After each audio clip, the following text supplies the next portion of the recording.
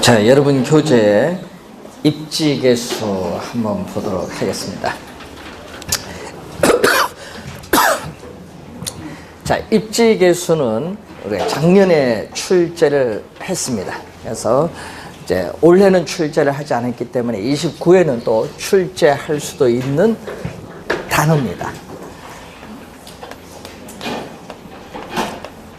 자, 입지계수를 우리 약어로 LQ라고 합니다. 약어로 LQ. 자, 그래서 입지계수는 자, 어떤 지역에 특정 산업이 있어요. 예를 들면 뭐 자동차 산업. 어떤 지역에 특정 산업이 전국의 동일한 산업에 대해서 어느 정도 특화, 전문화되어 있는가. 이걸 측정하는 지표가 입지계수입니다. 여러분, 광명은 뭘로 특화되어 있어요? 없어요? 산업이요? 예? 전국, 우리 전체 산업이 있어요. 자, 여러분, 인천 같은 경우에는요, 전에 박사학위 논문을 보니까 인천은 LQ를 20개 산업으로 나눠서 분석한 논문이 하나 있는데, 그걸 봤더니 우리가 인천은요, 자동차 산업하고 부동산 산업이 기반 산업이라 하더라고요. 그래서 전국 전체 산업에 있어서 고용자 수, 고용 인구입니다. 그리고 전국의 뭐 특정 산업, I 산업 할까요? 전국의 특정의 I 산업의 고용자 수가 이게 분모입니다. 분자는 어떤 특정 지역의 뭐 Z 지역 이렇게 어떤 특정 이 지역은 분자, 분모는 전국. 이때 Z지역 전체 산업에 대해서 고용자 수가 차지하는 비율, Z지역 I 산업의 고용자 수가 차지하는 비율인데, 자, 이것을 입지계수라고 해요. 그래서 여러분 우리 시험 문제 나올 때는요, 표가 주어지거든요. 표 주어졌을 때 그 표를 보고 요걸 가지고 숫자만 들어가서 계산하시면 돼요. 자, 그런데 여기서 LQ가 1보다 클 때는 어떻게 되냐 이죠. LQ가 1보다 클 때, LQ가 1보다 작을 때, 또 LQ가 뭐 1일 때인데, 그래서 항상 어느 지역? Z지역. 이 Z지역에서의 특정의 I 산업을 보는데, 자, 이때 LQ가 1보다 크면은 Z지역 전체 산업 고용자 수에서 I 산업 고용자 수가 차지하는 비율이 뭐보다 크다? 분모인 전국보다 커요. 그럼 전국보다 크다는 것은 Z지역 I 산업에서 생산했어요. 생산을 해서 그 지역에서 소비하고 남아요. 이 남은 나머지를 Z지역 경계 바깥, 외부 경계 바깥 외부인 전국의 다른 지역으로 뭐 한다? 수출을 해요. 전국의 다른 지역으로 우리가 수출을 해요. 수출하는 이 기반 부문의 산업이다. 그래서 여러분 어느 지역이 성장하면 기반이 되는 산업이 있어요. 기반 부문의 산업입니다. 기반 산업. 그러면 LQ가 1보다 작으면 어떻게 돼요? Z지역 전체 산업 고용자 수에서 Z지역 I 산업 고용자 수가 차지하는 비율이 전국보다 작거든요. 이때는 Z지역 I 산업에서 생산해서 그 지역 내에서 우리가 판매, 소비를 해요. 수출을 못해요. 수출을 못하는 뭐죠? 수출을 못하는 비기반 부문의 산업이 1보다 작을 때. 그리고 LQ가 1일 때는 분모 분자가 같기 때문에 전국 평균 수준으로 생산하는 자급자족의 상태를 말합니다. 자, 그래서 여러분이 이 표를 주어져서 계산해서 요걸 판단을 할 수 있어야 돼요. 자, 그러면 어떤 지역, 여러분 어떤 지역이 어떤 지역이 성장하기 위해서는 그 지역에 있어서 산업에 있어서 이 기반 부문의 활동에 달려 있어요. 자, 그래서 우리는 어떤 지역의 경제 활동은 이 기반 산업 부문의 활동도 있지만은 비기반 산업 부문의 활동이 있는데, 아까 기반은 뭐죠? 이 지역에서 생산해서 소비하고 판매하고 남은 나머지를 전국의 다른 지역으로 수출하는 활동을 얘기하거든요. 이건 그 지역 내에서 소비하는 활동이죠. 자, 그러면은 어느 게 중요한 거야? 요게 중요한 거예요. 그래서 어떤 지역의 경제가 성장하기 위해서는 그 지역 내에 기반되는 산업 부문의 활동에 달려 있어요. 그래서 이러한 기반 부문이 그 지역에서 성장을 해야 그 지역에 또 뭐 비기반 부문의 성장을 유도를 해서 지역 전체의 경제를 성장하고자 하는 이론이 경제 기반 부문 이론이에요. 경제 기반 이론. 그래서 여러분이 항상 우리가 어떤 지역이 성장을 해야 된다. 여러분 앞으로 이제 계속 이제 미래로 가면요. 어떤 지역의 도시, 어떤 도시가 성장하기 위해서는 그 도시 내에 뭐가 있어야 돼? 기반 산업이 있어야 돼. 기반 산업. 기반 산업이 있으면요. 그 지역에 엄청나게 성장을 해. 인구 유입도 많아지고, 예? 세금도 많이 벌어들이니까 많이 성장합니다. 여러분이 그 우리 뉴스 보면요. 뭐 요즘에 뭐 개헌 얘기도 많이 나오고 하는데, 그러면 지방 뭐 보니까 대통령 말은 뭐 지방 분권을 강화하는데, 여러분 지방 분권 강화해봐야 무슨 소용이 있냐 이거예요, 우리는. 무슨 얘기인지 아세요? 지방 분권 강화를 하려면 전제 조건이 뭐든지 돈이 있어야 돼.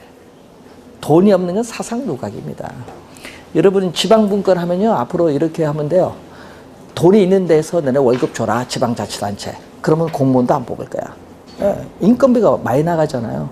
그래서 여러분이요. 지방자치단체의 전제 조건은 그 지방자치단체의 재정 자립도가 중요한 거예요. 재정 자립도. 그럼 그 지역의 재정 자립도가 크기 위해서는 기반 산업이 있어야 돼. 그래야 세금이 많이 들어올 거 아니야. 하여튼 세금 많이 들어와야 돼. 그래서 기반 부문 산업 유치에 목숨을 걸죠. 뭐 청주 같은 경우에는요. 청주 같은 경우에는 어떻게 돼요? 산업을 유치하면 최대 3억까지 지급합니다. 유치 그 기여도에 따라 그만큼 어떻게 돼요? 산업 유치에 목숨을 걸어요. 그래서 어떻게 돼요? 산업 유치 없는 도시 있죠. 산업이 없는 도시는 쇠퇴하게 돼 있어요. 앞으로 미래에는. 예? 그래서 어떻게 돼요? 뭐 우리 세종 같은 경우는 뭐가 들어갔죠? 지금 우리 세종 신도시는 이제 청사가 들어갔는데 청사밖에 없잖아요. 청사밖에 없으니까 뭐 있어? 산업이 없지. 그런데 어떻게 돼? 산업이 없으니까 그 지역은 성장의 한계를 가져. 과천처럼 성장할 수가 없어. 한계를 가지니까 산업을 유치를 하려고 하겠죠. 예? 그래야 주변 뭐 조촌도 크고 그 주변 지역 오송도 크고 뭐 다 커야 되니까. 그래서 산업 유치를 하려고 뭐를 했어요.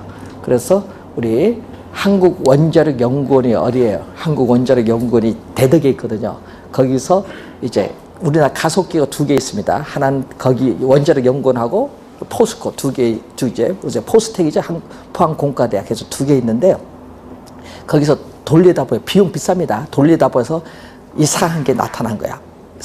그래서 그걸 보니까 상당히 괜찮다. 그래서 이제 한국원자력 그 연구소에서 뭐에서만 이 한국전력의 종업원들에게만 지급하는 약을 전국에 판매하기로 결정한 게 바로 여러분 그래서 만든 게 애텀이에요.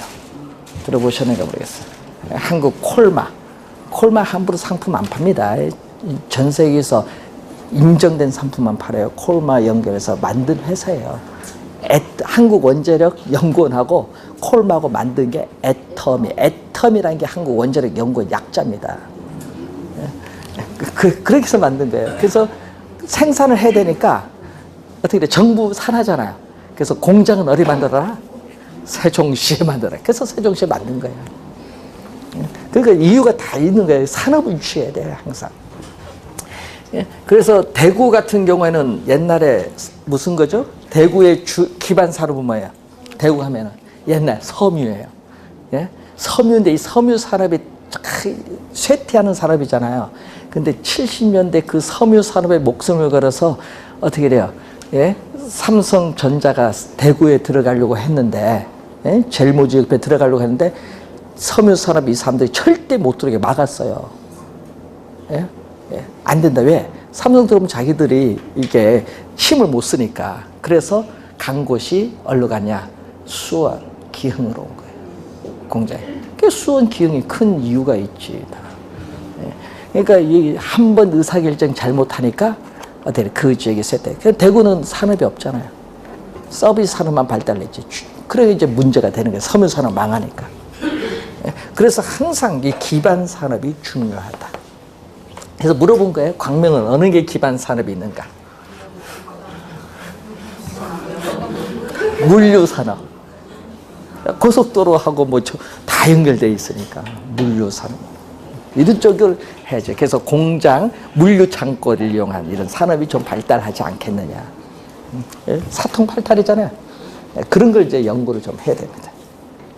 자, 128페이지로 가시면은 도시 내부 구조인데, 자, 도시가 최초에 어떻게 형성이 되어 있고, 그 도시가 현재까지 어떠한 형태로 발달되어 왔으며, 앞으로 미래에는 또 어떻게 발달되어 나갈 것인가를 우리는 도시 생태학적인 측면에서 우리가 연구하는 이론이 도시 내부 구조 이론인데, 또 최초가 또 중요하죠. 예? 최초가 버제스입니다. 1925년도에 나왔어요. 그래서 이 버제스라는 학자는요, 이 미국 시카고 대학의 도시 사회학자, 미국 시카고 대학의 도시 사회학자인 버제스입니다. 그럼 버제스는 동심원 이론을 적용합니다. 동심원 이론. 자, 이 버제스의 동심원이죠. 이 동심원 이론인데, 그래서 이 버제스는 미국의, 아까 시카고 대학의 도시 사회학자니까 미국의, 여러분 1925년도를 생각해야 돼요. 그때 당시 시카고란 도시 하나를 대상으로 분석한 실증 모형. 여러분 경험적으로 분석한 실증 분석 모형이에요. 실제 이론이 아니에요. 경험적으로 그 도시를 실증적으로 분석한 모형입니다. 자, 그때 분석을 했더니 이렇게 나오더란 얘기죠. 어떻게 나오냐?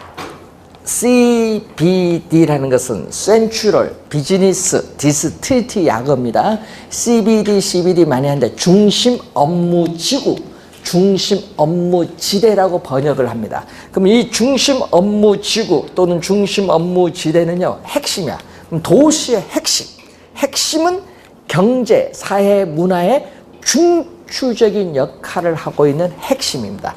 이 핵심에는 집가가 상당히 비싸겠죠. 그런데 문제는 핵심에서 적응을 하지 못했어요. 그래서 밀려나서, 주변 지역으로 밀려나서 뭐를 형성하냐? 퇴폐, 슬럼 지구를 형성하는 것을 우리는 점이지대. 시험에는요, 이 용어로 많이 나오니까 이걸로 적었어요. 점이지대라고 했어요. 점이지대 또는 전이지역 또는 천이지역이라고 하는데, 점이지대로 시험에 제일 많이 나오니까 여러분 올해도 나왔어요. 점이지대. 자, 이 얘기죠. 두 번째 동심원이에요. 퇴폐슬럼 지구를 형성해요. 그리고 세 번째는요, 우리가 도시의 공장 근로자, 여러분 공장 근로자들이 거주하는 뭐죠? 공장 근로자들이 거주하는 저소득 주택 지역이 형성되고, 네 번째는 어떻게 돼요? 우리는 중상층 이상의 고소득층이 거주하는 고소득 주택 지역이 형성되고, 다섯 번째는 도시 외곽으로 가요. 도시 외곽 위성이야. 도시 외곽인 위성지대로서 여기는 우리 교외라고 하죠. 교외의 위성, 우리 보면 위성도시 뭐 이런 얘기를 많이 하는데 위성도시라요. 그래서 통근자들이 거주하는 지역이다. 교외에 통근자들이 거주하는 위성도시를 말합니다. 자, 이렇게 우리가 분석했더니 이렇게 나오더라 얘기죠. 그래서 이 도시의 핵심이죠. 도시의 이 핵심이 하나밖에 없습니다. 이 핵심에서부터 모든 방향으로 균일하게 뭘로? 동심원이죠. 동심원상으로 도시가 동심원상으로 외연적으로 5개의 지구, 지금 몇 개죠? 5개. 동심원이 5개. 5개의 지구로 분화되면서 성장한다는 이론을 전개시킨 학자가 누구냐면은 버제스. 최초니까 요 순서 모르면 안 돼요. 최초는 순서 알아야 됩니다. 그래서 올해 시험에 이렇게 냈거든요. 예를 들어서 점이지대. 자, 버제스의 동심원 이론에서 점이지대는 고소득층 주거지역보다 도심에 더 가깝게, 이게 도심입니다. 핵심, 도시, 핵심, 도심. 도심에 더 가깝게 입지한다? 맞는 질문이죠. 그렇게 출제하는 거예요. 또 순서 물을 수도 있어, 순서. 그때 순서 물을 때 항상 주의할 거는 두 번째 동심원에 뭐가 있다? 점이지대 있다는 걸 꼭 명심해야 돼요. 자, 우선은 동심원 이론입니다. 그래서 우리는 도시가 공간, 도시의 공간 구조가 형성되는 것을 도시 생태학적 측면에서 연구하는 겁니다. 자, 도시의 공간 구조 형성을 도시 생태학적 측면에서 접근합니다. 도시 생태학적인 측면에서 도시 공간 구조의 형성을 접근해서 설명하고 있다. 도시 생태학적인 측면. 자, 버제스는 도시를 몇 개? 한 개, 시카고를 갖고 분석을 했기 때문에 다수의 도시가 아니에요. 그래서 도시 내부 구조의 형성에 일반화하는 데는 결여되어 있다. 하나만 도시 분석에 쓰고, 또 도로, 교통수단의 발달이 이 동심원 형태를 변형시킬 수도 있는데 그걸 무시했다는 한계를 가지고 있어요. 그래서 1939년에 나타난 이론이 있어요. 자, 1939년에 나타난 이론이에요. 이때는 미국에 이번은 하나가 아니라 몇 개냐면은 142개의 도시를 대상으로 해서 상세한 주택에 대한 임대 자료를 수집을 해요. 상세한 주택 임대 자료를 수집해서 분석을 해서 나타난 거죠. 호이트라고 합니다. 호이트의 선형 이론. 호이트의 선형 이론입니다. 호이트의 선형 이론. 선형인데, 자, 이 원을, 이 동심원을 변형했거든요. 요것도 도시의 핵심은 요거 하나죠. 자, 이 중심 업무 지구인 도시의 핵심은 이렇게 하나예요. 근데 문제는 이 동질적인 토지용이 이렇게 도심에서 시작되는데 교통의 축, 교통망을 따라서 도심에서 방사가 돼요. 어떻게? 이렇게 교통의 축을 따라서 이렇게 도심에서 방사되는데 그 모양이 이렇게 무슨 모양을 띠고 있다? 예? 부채꼴 모양을 이렇게 뜨는 거예요. 이렇게 부채꼴 모양을 이렇게 뜨는 거예요. 자, 이런 형태로 이제 가는 그런 모형인데, 그래서 여러분들이 뭐를 따라서 가죠? 우리는 교통의 축을 따라서 도심에서 방사된다는 걸 전제로 합니다. 그래서 교통망이죠. 도시의 성장이 뭐를 따라서? 교통의 축, 교통망을 따라서 성장을 하는데 그 모양이 무슨 모양을 띠고 있다? 선형. 선은 부채꼴 선자입니다. 자, 선은요, 부채꼴 선자고 형은 모양 형자입니다. 그래서 부채꼴 이렇게 모양으로 교통망을 따라서 성장한다는 이론을 전개시킨 학자가 누구? 호이트. 요게 시험에 나오면 교통망과 뭐는 꼭 떠요. 시험에 나오면 교통망 부채꼴 모양이 나오면 아, 누구의 모형이다? 호이트 모형이다. 이렇게 보시면 호이트. 키워드는 요거지 뭐. 뭐 자산 이론은 뭐 나중에 기본석 1열 가서 배우고, 하여튼 교통망이 나오면은 호이트. 자, 그래서 원을 변형한 모형이 있거든요. 그리고 이 동심원 이론을 또 수정, 보완해서 나타난 이론이 있어요.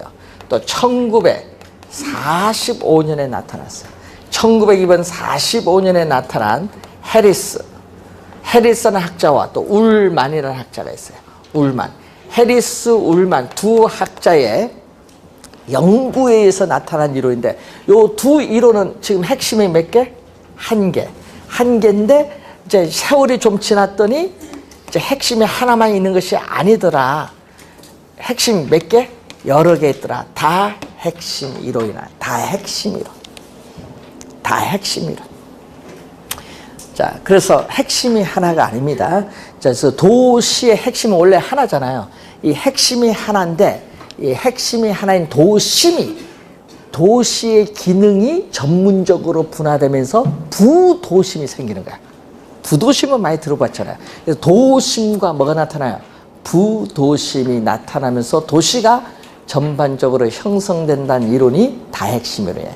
그래서 도시, 토지 이용의 패턴이 하나의 중심으로, 핵심으로 이루어진 것이 아니라 어떻게 돼? 이렇게 도심, 부도심 이렇게 이산화된 여러 개의 핵심으로 이루어져 있다. 여러 개의 핵심.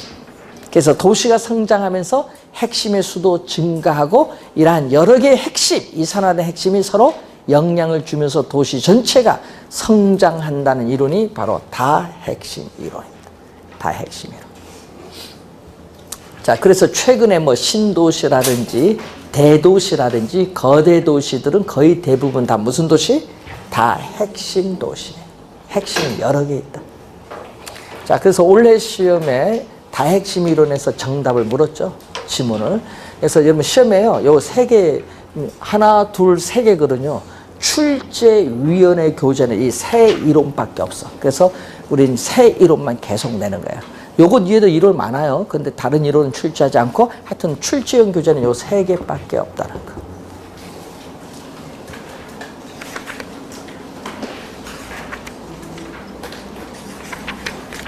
자, 133페이지로 가서 지대가 나오죠. 자, 지대라는 용어는 많이 여러분 들어봅니다. 자, 지대. 여러분 지류라고 많이 하나요? 지류. 지류는 여러분 뭐 민법에서 사용하는 용어고 우리 경제이론에서는 지대라고 해요. 지류라고 안 해요. 지대라고 합니다. 그러니까 토지를 여러분 빌려서 이용하면 그 대가를 지불해야 되죠. 그 대가를 뭐라고 한다? 지대. 그래서 토지에 임대차 형식으로 된 가격이 지대로서 토지 서비스에 대한 가격이다. 토지 서비스에 대한 가격이 바로 지대. 토지를 소유자로부터 토지를 빌려서 이용한 대가가 바로 지대인데 이 지대가 일명 토지 서비스에 대한 가격으로서 토지의 임대차 형식으로 나타난 가격을 얘기합니다. 자, 그러면 이 지대 이론을 이제 배울 텐데, 그럼 여러분이 이제 듣는 이제 용어 중에 고전학파란 용어를 이제 들을 기회가 이제 여러 번 있을 텐데, 고전학파는요, 영국에서 우리가 1776년, 상당히 오래됐죠?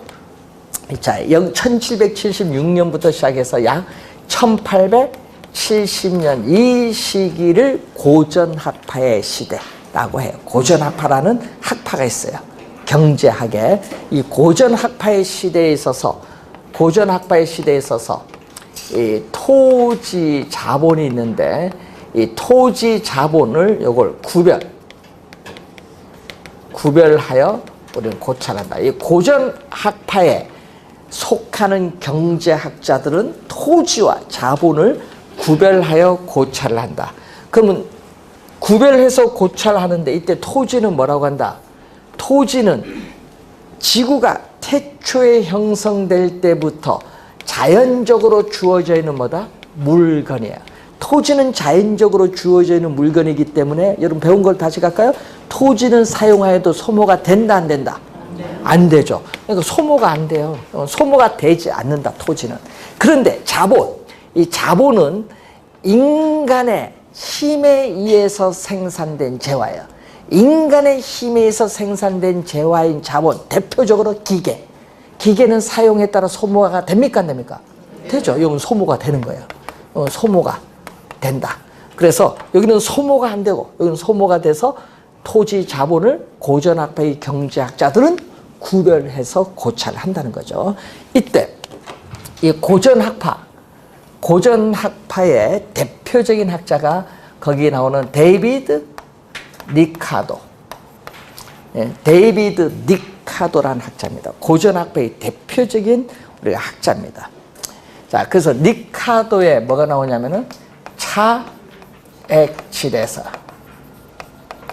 차액지대설인데 리카도는요, 여러분 리카도 영국 생각해서 여러분 1700년에서 1800년 사이, 1776년에서 1800년 사이에 영국의 여러분 농업용 토지를 생각하면 돼요. 영국의 농업용 토지의 비옥도는 다 동일한 것이 아니죠. 비옥도가 좋은 것도 있고 나쁜 것도 있을 거 아니에요. 그래서 이 비옥도입니다. 농업용 토지는 비옥도가 중요합니다.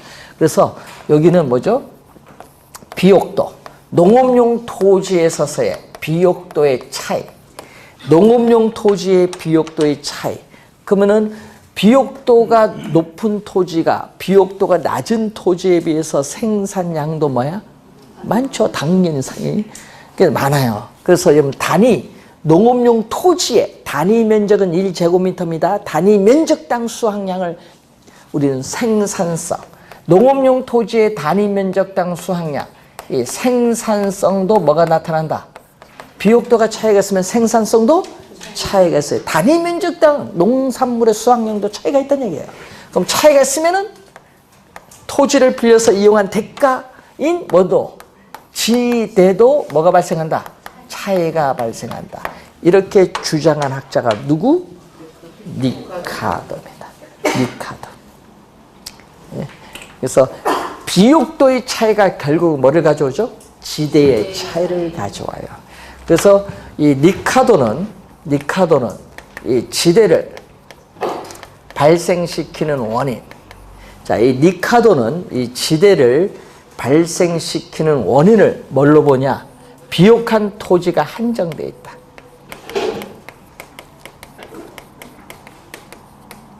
그럼 농업용 토지에 비옥한 토지가 뭐 무한히 존재하는 것이 아니라 한정되어 있어요. 한정되어 있다. 이걸 우리는 여러분 들어본 용어 중으로 한번 비옥한 토지가 희소할 거지 뭐 희소성이지 희소성. 비옥한 토지가 한정되어 있다는 희소성 있고 자 그리고 또 하나가 뭐냐 수학 체감의 법칙이 작용하고 있다. 자 여러분 농업용 토지 여기에 토지가 있어요. 우리가 농토가 있는데 농토에 인간이 한 사람 두 사람 투입을 해요. 그러면 한 사람이 생산할 때에 비해서 두 사람이 생산할 때가 생산량이 더 많아지죠. 이렇게 많아져요. 그래서 이 점점 농토에 하나, 둘, 세 사람, 네 사람 투입을 할수록 생산량은 점점 늘어나는데 어느 일정한 단계를 지나면은 토지는 한정되다 보니까 어느 일정한 단계를 지나서부터는 어떻게 돼요? 사람을 더 투입을 하면요. 총 생산량은 증가하지만 그 증가분은 점점 줄어드는 형상. 그 증가분이 점점 줄어드는 형상을 수학 체감의 법칙이라고 해요. 이 수학 체감의 법칙이 작용하고 있다. 이 두 가지를 우리 리카도는 대표적으로 지대를 발생시키는 원인이라고 보는 거예요. 자, 그런데 여러분 여기서 한번 물어볼게요. 그럼 비옥도가 같으면 어떻게 돼요? 농업용 토지의 비옥도가 동일하다. 같으면 생산성도 같죠. 차이가 없으면 여기도 차이가 없을 거 아니에요. 그럼 지대도 차이가 없으니까 같죠? 그런데 그렇지 않더라. 농업용 토지의 비옥도가 같았는데 현실에 봤더니 지대는 차이가 발생을 하고 있어요. 이것을 리카도는 설명을 못해요. 리카도는. 그럼 왜 리카도는 그걸 설명 못했느냐 하면은 리카도는 뭐를? 토지의 위치 문제를 뭐했다? 경시를 했기 때문에. 예? 여러분 그 차이가 발생하는 이유는 리카도는 아까 비옥도가 동일하면 생산성도 동일하고 지대는 동일해야 되는데 실제 지대는 차이가 있어요. 이걸 설명 못하는 이유는 바로 리카도는 위치 문제를 뭐 했기 때문에? 경시를 했기 때문에 설명을 못해요. 예? 자, 리카도의 핵심에서 이 정도만 이번 기초는 이 정도만 좀 하고 학자 이름만 기억나도 됩니다. 여러분 학자들이 진짜 많아요 보면. 근데 출제는 다 되는데 예, 지금은 이렇게 듣는 게 좋아요. 소설책 읽듯이 그래 이렇게 듣는 게 좋습니다. 1, 2월 달까지 또 20%만 이해하면 돼요. 여러분 100% 이해하려면 머리 아픕니다. 스트레스 받습니다. 만병의 근원은 스트레스. 1, 2월 달까지 20%만 이해하면 돼요. 20%. 뭐 100% 이해 안 돼요. 그래서 20% 이해돼 있고 잊어버린 건 당연하니까 그래서 20% 이해되고 학자라면 이거는 상권 학자냐 도시 학자냐 지대 학자냐 이거 구별할 줄만 이제 알면 되지 뭐. 그리고 3, 4월 달에 40에서 50만 이해하면 돼. 여러분 계속 반복하면요 나중에 용어가 귀에 익으면요 이해가 빨라요. 그리고 5, 6월 달 몇 프로만 이해하면 돼? 60%만 이해하면 돼요. 100% 이해 안 됩니다. 얼마나 범위 넓은데 60% 이해하면 6월 달까지 60% 이해하면 합격으로 가요. 왜? 7, 8월 문제풀이 하면요 요 1월을 다시 시험에 어떻게 나오는가 풀면요 성적이 쫙 올라가. 여러분 6월 달까지 모의고사 치면 결혼요 여러분 많이 나와봐요 50이에요. 50점. 근데 50점 정도가 평균 나와요. 그러다가 7, 8월 가면은 개론 점수가 약간씩 오다가 9월 넘어가면 개론 점수가 7, 80점대 다 넘어갑니다. 근데 개론은요 9월 가야 점수가 제대로 나와요. 그래서 어떤 분은 그런 얘기를 하대요. 이제 옛날에 한번 8월 말에 민법 35점, 개론 20점 맞은 사람이 50일 동안 나는 수업만 들었는데 나는 무엇을 했을까 해서 50일 동안 죽기 살기를 하루 10시간씩 공부해서 9, 10월 달 50일 동안 합격했어요. 그래도 합격합니다. 들은 것은 기억에 오래 남아요. 또 쓰면 더 기억에 남아요. 본인이 직접 써보면. 그래서 직접 많이 그래프도 그려보고 수식도 한번 직접 써보시는 게 좋아요. 기억에 그래야 좀 오래 남아요. 자, 절대지대설. 여러분, 원래도 이거 다 출제했거든요, 학자. 그럼 절대지대설은, 이거는 절대지대거든요. 절대지대. 자, 이 마르크스는요, 니카도에 있어서 토지의 비옥도의 차이에 따르는 생산성 차이, 요거는 무관하다. 관계없다. 관계없고, 마르크스는 자본주의 체제 하에서는 토지는 국공유화되어 있어요? 사유화되어 있어요? 여러분, 국공유화되어 있어요? 여러분, 지금 토지 거래하잖아요, 개인적으로. 사유화되어 있으니까 거래하는 거지. 국가 소유 아니잖아요. 전부. 우리나라 전국도 국가 소유 아니잖아요. 그래서 자본주의 체제에서는 토지는 사유화되어 있어요. 그렇기 때문에 토지 소유 자체, 토지 소유 자체가 지대를 발생시키는 원인이라고 보는 거예요. 마르크스는 토지 소유 자체가 니카도와는 달리 이걸 지대를 발생시키는 원인으로 보는 거예요. 뭐가? 토지 소유 자체를. 그래서 토지 소유자는 토지를 소유하고 있다는 그 자체, 토지 소유 그 자체로 인해서 뭐가 발생한다? 반드시 지대가 발생한다. 이렇게 주장한 학자가 누구? 마르크스. 토지가 있으면 지대가 발생한다. 쉽게. 마르크스 핵심이죠. 니카도와 좀 다르죠. 그리고 튀넨이라고 있습니다. 튀넨. 자, 독일의 튀넨이라는 학자 있어요. 튀넨.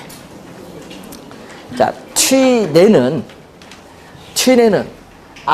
입지교차 지대설이라고 합니다. 이 튀넨은 입지교차 지대설인데, 자, 튀넨은 니카도, 여러분 앞에서 배우셨던 니카도, 토지의 비옥도의 차이에 따르는 지대의 차이가 발생을 하는 것에 하나를 더 첨가시켜요. 왜냐? 니카도는 뭐를? 위치 문제를 경시했어요. 그 위치를 첨가시킨 거예요. 아까 뭐라고 했죠? 토지의 비옥도가 동일하면은 생산성도 동일하고 하는데 지대의 차이가, 근데 그 지대의 차이를 발생하는 것은 튀넨이 위치를 첨가함으로써 설명을 해요. 즉 지대는 토지의 비옥도만이 아닌 뭐에 따라? 위치에 따라 지대의 차이가 발생한다. 그래서 우리는 지대는 토지의 비옥도만이 아닌 위치에 따라 지대의 차이가 발생한다는 위치, 지대의 개념을 통해서 현대적인 입지 이론의 기초를 세운 학자가 바로 튀넨이에요. 그래서 튀넨의 이론을 일명 위치지대설이라고 합니다. 원래 요게 출제 딱 됐죠. 시험에. 취인의 이론. 취인 하면 위치. 니카돈의 위치를 첨가시켰다. 자, 중심지. 자, 취인은 최초의 농업 입지 이론을 주장한 학자입니다.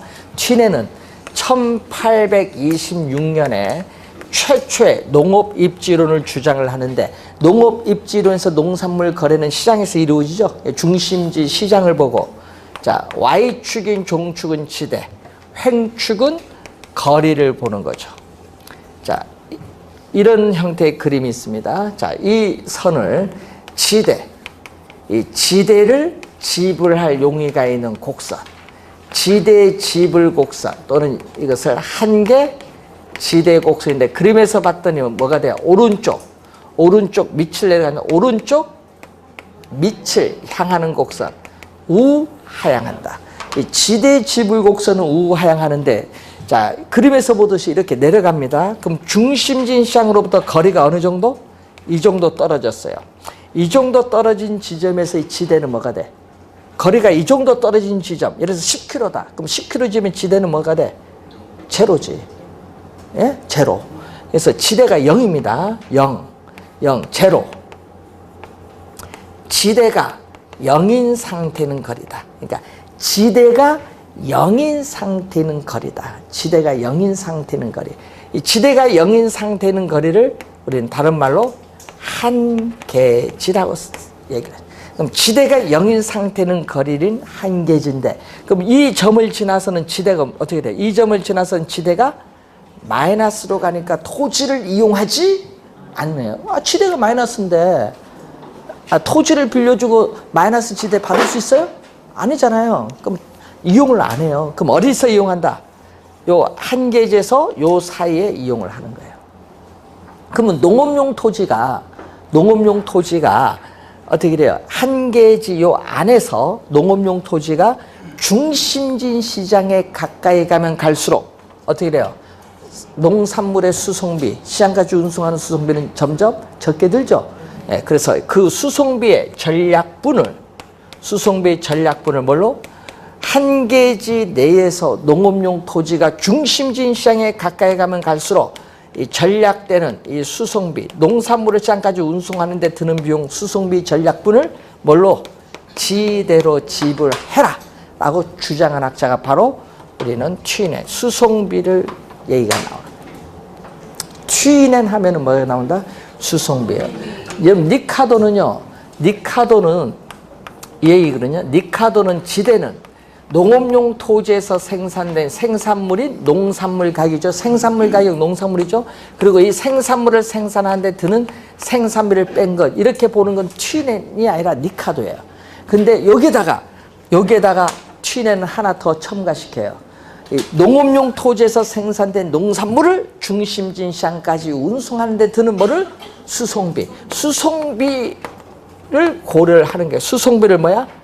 빼야 이제 지대가 되는 거예요. 그래서 수송비의 전략분을 뭘로 지불해야 된다? 지대로 지불해야 된다. 이 취인이죠. 취인은 뭐를 고려한 거야? 수송비를 고려한 거예요. 그럼 그림 한번 볼까요? 자, 시험에 이런 질문 내거든. 그림 보면서, 자, 중심진 시장으로부터 거리가 멀어질수록 지대는 하락한다. 맞죠? 네. 출제 그렇게 해요, 시험에. 하락이 포인트잖아요. 또 중심지에서 거리가 멀어질수록 수송비는 증가한다. 맞죠? 뭐 여기서 생산해서 시장 운송하는 수송비 많이 들잖아요. 가까이서 생산하는 것보다. 중심지로부터 거리가 멀어질수록 수송비는 증가한다. 또 반대로 중심지로부터 거리가 멀어질수록 지대는 하락한다. 되겠죠? 그게 시험에 많이 나오는 지문이에요. 그림 보면서 그 암기할 문제가 아니지. 그림 보면 나와야지. 그 지문은 OX가. 자, 취인의 이론입니다. 취인은요 시험에 많이 내거든요. 그래서 이론 잘 보고, 요 학자 올해 다 출제했어. 올해 시험. 작년은 마르크스 출제했고요. 올해 세 학자 다 출제했습니다. 자, 그리고 여러분이 136페이지로 오시면은 도시 토지의 직가인데, 자, 여러분이 고전 학파에서는 농업용 토지거든요. 예, 이 시기로 봤을 때는 농업용 토지예요. 지금 이 시기는 농업용 토지에 있어서 지대에 관심을 초점을 가졌다가, 자, 이제 20세기에 들어서면서 도시가 본격적으로 형성되고 발달하면서 경제학자들은 농업용 토지 지대보다는 도시 토지에 있어서의 위치에 따르는 뭐를? 위치에 따르는 토지 가격, 지가에 관심을 가지게 돼. 그래서 도시 토지의 지가 이론이라고 해요. 지가는 토지 가격입니다.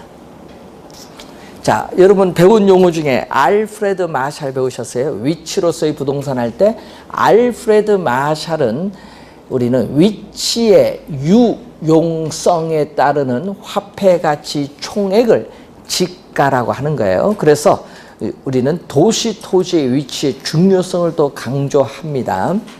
그리고 허드도 배웠죠. 허드는 또 접근성 배웠잖아요. 자, 배운 거 한번 또 복습해 볼까요?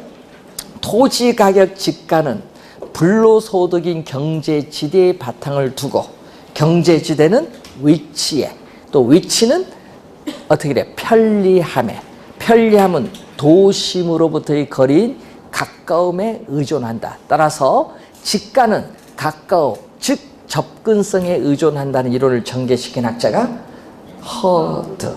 허드 하면 접근성. 이렇게 떠올라야죠. 요 두 개는 이미 배운 거죠. 앞에서. 그래서 우리 시험에 나오는 학자를 보면은 시험에는 헤이그를 내.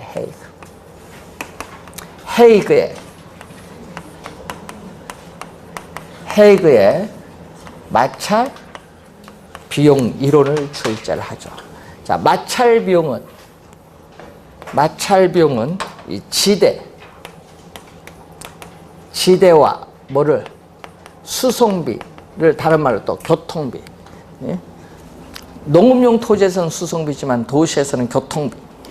자, 요 두 가지를 더한 게 마찰 비용이다. 그러니까 여러분이 시장인 도심에 도달할 수 있고, 중심지의 도심에 도달할 수 있고, 또 수송비, 교통비를 절약할 수 있는 경우에 토지 소유자가 교통비를 절약할 수 있는 경우에 토지 소유자가 이용자에게 부과하는 금액을 뭐라고 하죠? 지대라고 주장을 합니다. 그래서 여러분 헤이그는요, 교통수단이 좋아요. 교통수단이 양호, 좋으면요, 뭐가 좋아요? 도심으로 접근이 더 좋아지거든요. 교통수단이 양호하면은 공간의 마찰이 적어져요. 도심이 접근이 더 좋으니까. 접근이 더 좋아지면 그만큼 뭐도 우리는 지대도 더 높아진다. 그래서 교통수단이 양호하면은 공간의 마찰이 적어지기 때문에 마찰 비용이 적게 들어서 뭐가 돼? 지대는 높아진다고 주장한 학자가 헤이그입니다. 그래서 여러분 거기 우리 보시면은 아까 얘기했죠. 여러분 도심으로부터 거리가 멀을수록 지대는 점점 뭐다? 낮아지죠. 반대로 도심으로부터 거리가 멀을수록 교통비는 점점 증가하죠. 그 두 개 더해주면은 어떻게 돼요? 액수가 점점 상충이 되겠지. 그것을 이제 보면 되는 내용입니다. 자, 헤이그의 이론입니다. 헤이그. 자, 헤이그의 이론을 보고 노스라는 학자가 있어요.